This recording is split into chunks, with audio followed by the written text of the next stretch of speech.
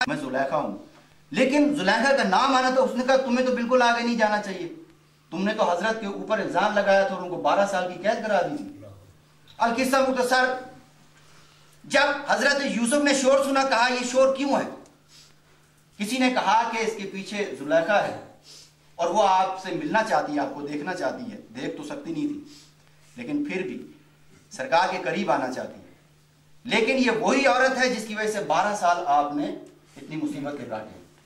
حضرت نے کہا کہ 12 سال میں نے کاٹے نا، تمہیں کیا تکلیف ہے، اس کو آنے دو۔ ہر نبی کے اندر یہ کریمیت موجود ہوتی ہے، اور جہاں کریمیت آ کے انتہا کر جاتی ہے وہ سرکار دو عالم کا در ہے۔ اب آئی زلیخا، سامنے آئی، اور جب زلیخا کی حالت دیکھی حضرت یوسف نے کہا کہ زلیخا یہ تمہارا کیا حال ہو گیا؟ زلیخا نے ایک بڑا عجیب جواب دیا، کہا کہ یوسف تمہاری فرقت کے اندر، تمہاری جدائی کے اندر دیکھو میرا کیا حال ہو گیا۔ حضرت یوسف نے کہا کہ تمہیں میری کون سی چیز پسند ہے؟ کہا کہ یوسف تمہاری ہر چیز مجھے پسند ہے، لیکن سب سے بڑھ کر تمہارا حسن، اس نے مجھے ختم کر کے رکھ دیا۔ ایک مرتبہ حضرت یوسف نے کہا کہ تم میرے حسن کی بات کرتے ہو، اگر تم نے میرے آقا محمد مصطفیٰ کو دیکھ لیا تمہارا کیا ہوگا؟ ام المومنین حضرت عائشہ سرکار دو عالم کے سامنے، یا رسول اللہ، حضرت یوسف اتنے حسین تھے کہ ان کے بارے میں سورہ یوسف اتری ہے، لیکن کیا وجہ ہے کہ ہم آپ کو دیکھتے ہیں کوئی ہاتھوں سے اپنے چھریوں سے اپنے ہاتھ نہیں کاٹتا، کسی کو کچھ بھی نہیں ہوتا؟ سرکار دو عالم ایک مرتبہ مسکرائے اور کہا کہ عائشہ میری طرف دیکھیں۔ جیسی حضرت عائشہ نے دیکھا، ایک مرتبہ سرکار دو عالم نے اس طرح سے ہاتھ اٹھایا، اب جو حضرت عائشہ کی نظر بڑی تڑپ کے گری اور بے ہوش ہو گئی۔ جب ہوش میں لے کے آئے کہا کہ عائشہ کیا ہوا؟ کہا کہ یا رسول اللہ اتنا حسن، کہا کہ ابھی تم ایک پردے کی بات کرتی ہو، ایسے 50 لاکھ پردے تمہارے رسول کے ساتھ۔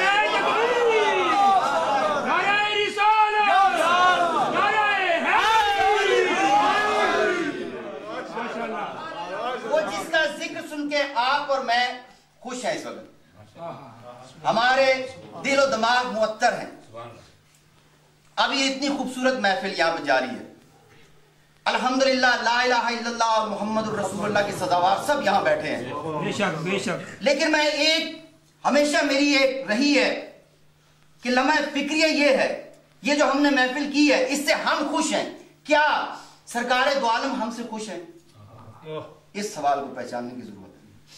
ابھی میں اپنے ایک مومن بھائی سے بھی عرض کر رہا تھا کہ جب بیعت عقبہ اول اور بیعت عقبہ دوم، یہ کون لوگ تھے؟ مدینے کے انصار، مکے میں آ کر انہوں نے رسالت مآب کی بیعت کی تھی کہ آپ مکے سے ہجرت کر کے ہمارے پاس آ جائیں، ہم آپ کا ساتھ دیں گے۔ اس وقت مکے کے اندر 2 قبیلے رہتے تھے، اوس اور خزرج، یہ 2 قبیلے وہاں پر رہتے تھے، اور یہ دونوں آپس میں بہت شدید نفرت میں مبتلا تھے۔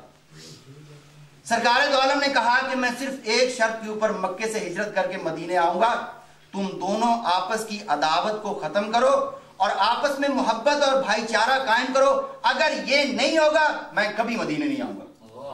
اب میں آپ سے، اپنے تمام بزرگان سے یہ جسارت کرتے ہوئے پوچھتا ہوں، اگر ہم سنی، شیعہ، وہابی، دیوبندی اور خدا جانے کون کون کر کے اگر ہم سارے علیحدہ علیحدہ رہیں گے، علیحدہ علیحدہ محفلیں برپا کریں گے، کیا اس محفل کے اندر رسول آئیں گے؟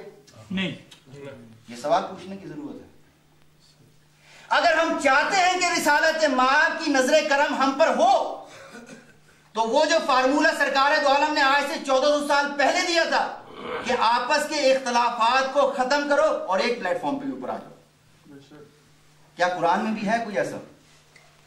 ہے نہیں، واعتصموا بحبل اللہ جمیعا ولا تفرقوا، سارے اللہ کی رسی کو مضبوطی سے تھام لو، اور اللہ کی رسی کو مضبوطی سے تھام کر کیا کرو؟ فرقہ واریت سے باہر آ جاؤ، ولا تفرقوا۔ اور امام محمد باقر علیہ السلام 5ویں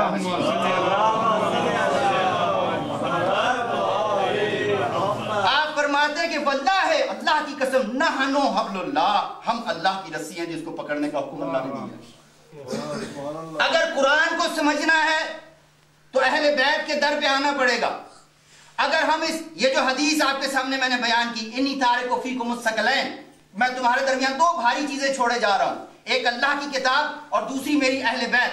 اہل تشیع کے مطابق اہل بیت، ہمارے اہل سنت کے بھائیوں کے مطابق میں اللہ کی کتاب اور سنت چھوڑے جا رہا ہوں۔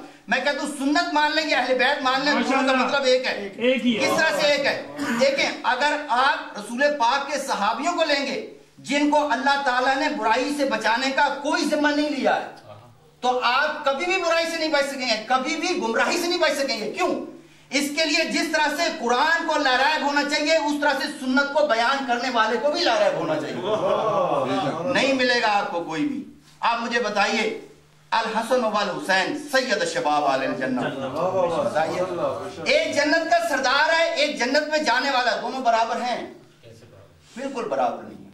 اور دوسری بات یہ کہ ہمارے، اور یہ بات میں بالکل پورے اپنی تحقیق سے آپ کے سامنے عرض کر رہا ہوں، ہر کسی کی بات سنیے، کافر کی بات بھی سنیے، ایتھیسٹ دہریے کی بات بھی سنیے، سب کی بات سنیے، لیکن آپ کو اور مجھے اللہ نے عقل بھی دی ہے نا، قرآن بھی ہمارے سامنے موجود ہے، پھر کیا ہم خود نہیں پتہ کر سکتے؟ اور یہ چیز جو قدغن، جو رکاوٹ آپ نے اور میں نے اپنے اوپر لگائی ہوئی ہے کہ اگر میں شیعہ ہوں تو سنی محفل میں نہیں جاؤں گا، اگر سنی ہو تو شیعہ میں، یہ ہٹا دیجئے. نہ کسی کا نکاح باطل ہوتا ہے اور نہ کسی کو کوئی تکلیف ہوتی ہے. آئیے سنیے، ہر کسی کی بات سنیے، اور جو اس کے بیچ کے اندر سے حق نظر آتا ہے اس کو لے لیجئے. حق کہاں پر ہے؟ آج بے شمار فرقے موجود ہیں، ہر کوئی کہتا ہے ہم حق پر ہیں دوسرے باطل ہیں. فرض کریں، ایک لمحے کے لیے سوچیں، اپنے شیعہ بھائیوں سے میں کہوں گا، فرض کریں کہ اہل تو سنن حق پر ہے، آپ اپنے آپ کو حق پر سمجھ کے پیچھے بیٹھے رہے اور ان کی بات جا کر نہ سنی، کل خدا آپ کا یہ عذر مان لے گا؟ بالکل اسی طرح سے اگر اہل تشیع حق کے اوپر ہے تو اہل سنت اپنے گھر میں بیٹھ کر کل خدا کو یہ کہہ دیں گے کہ نہیں میں اپنی جگہ پر ٹھیک تھا. اگر رسول کو خوش کرنا ہے، سنی شیعہ اس چیز کو ہٹا کر بیچ میں سے علیحدہ کر دیے. سب سے پہلی چیز ہے قرآن، اور قرآن کیا ہے؟ قرآن کیا ہے؟ قرآن ہے مومن کا آئینہ. قرآن کے اوپر اپنے آپ کو پیش کیجئے، جو قرآن جواب دے اس کو لے لیجئے. اعرف الحق کا تعریف الرجال، کیا معنی ہے؟ کہ پہلے حق کو پہچانو، صاحبان حق تمہیں خود نظر آ جائیں گے. حق کیا ہے؟ آپ کے یہاں میرے یہاں عزت کے معیار کیا ہے؟ دیکھیے میں انشاءاللہ 2 منٹ میں ختم کرتا ہوں بات، ایک مرتبہ سلوات کر لیجیے.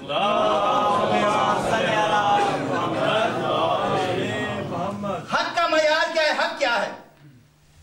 آپ کی اور میری اگر جائیداد لٹ جائے تو کیا ہوتا ہے؟ ہماری عزت خاک میں مل جاتی ہے. مال اگر ہمارا لٹ جائے، گھر اگر ہمارا تباہ ہو جائے، ہماری عزتیں ختم ہو جاتی ہیں. دنیا کی عزتیں، ایسا ہوتا ہے کہ نہیں ہوتا؟ ہوتا ہے نا ایسے. مال ختم ہو جائے، عزت چلی گئی، نام مٹی میں مل گیا، دولت چلی گئی. اور سب سے بڑھ کر اگر ہماری خواتین بے پردہ بازاروں اور درباروں میں آ جائے، ہماری عزت ختم ہو جاتی ہے. لیکن خدا کے یہاں عزت کا معیار یہ نہیں ہے. خدا کہتا ہے کہ اگر عزت کو دیکھنا ہے تو آپ دیکھو میرے ایک عزت دار نے عجیب کام کیا ہے. نانا کا روزہ چھوڑ کر، مدینہ کو چھوڑ کر، مال و دولت ساری چھوڑ دی، اور اس کے بعد حق تو یہ ہے کہ میرے دین حق کو بچانے کے لیے اپنی بیٹیوں کو اور بہنوں کو بازاروں اور درباروں میں بھیج دیا. کیا حق کا معیار ہے؟ حق کو سمجھنا ہے. حق اور چیز ہے، عزت اور چیز ہے. ایک عزت ہے جو ہماری ایک کلچرل عزت ہے، کلچر کا اسلام سے کوئی تعلق نہیں ہے. اسی لیے حکم یہ ہے کہ جب بھی نماز پڑھو عربی زبان میں پڑھو. ترکی والوں نے زبان کی اس کی ٹرانسلیشن کی نماز کی ترکی زبان میں. آج وہاں پر دین ہی نہیں ہے. وہاں کانسٹیٹیوشن کے اندر لکھا ہوا ہے ہم لوگ دین سے بالکل کوئی تعلق نہیں رکھتے. خدا کے رسول نے یہاں پر واجب کیا کہ ہم سب اپنی اپنی ہمت کے مطابق عربی کو سیکھیں اور عربی کے اندر اپنی تمام عبادات کو بجا لائیں. کیوں؟ ایک وحدت کے لیے. اور جب تک وحدت نہیں ہوگی، ایک چھوٹا سا قصہ آپ کے سامنے بیان کر کے میں انشاءاللہ تعالیٰ اپنے بھائی کو ٹائم دیتا ہوں. ایک مرتبہ سلوات پڑھ لیجیے.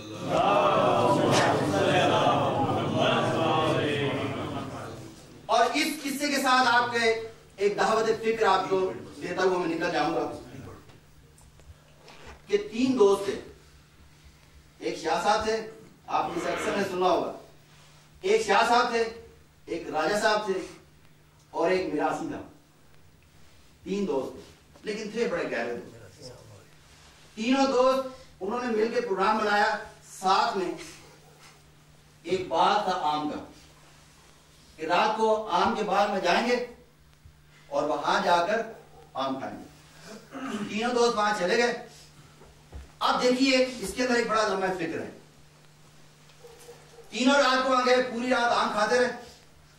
इत्तेफाक से सुबह माली ने तीनों को पकड़ लिया।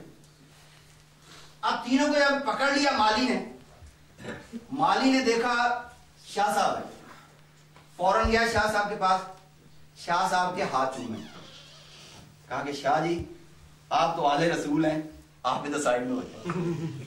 फिर गया राजा साहब के पास, तो जब घुटनों का हाथ लगाया, राजा साहब